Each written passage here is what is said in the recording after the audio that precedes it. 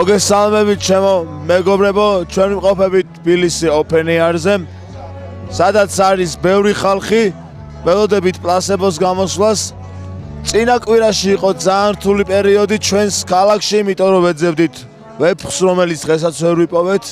ვეფხვის ყავსნის ქვეყანაში რომ ვეფხვს ვეძებთ, ეს რაღაცნაირად კარგი დამთხევა. ყოველთვის ეს ხდება ხოლმე, აბსურდი ხდება ჩვენს ქვეყანაში. ძალიან ბევრი ძუძუებია, გოგოები არიან.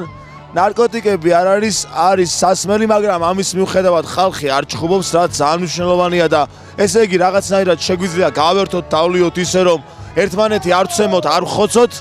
ფესტივალს რაც შეეხება, გამორჩეული იმით იყო წელს, რომ პირველად გამოვედი და დაუკარი, ეს არის ძალიან მნიშვნელოვანი თვითონ ამ ფესტივალისთვის, რომ გამოვედი და დაუკარი, ხალხი კმაყოფილია, ზოგი ჭამს, ზოგი სვამს, ზოგი ჟიმავს, კარვებია.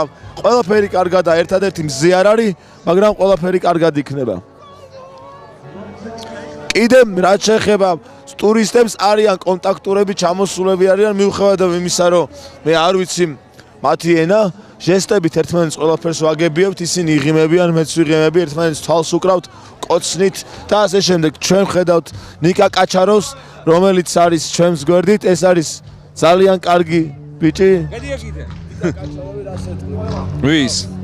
ხალხს? რა არაფერი არ მაქვს სათქმელი.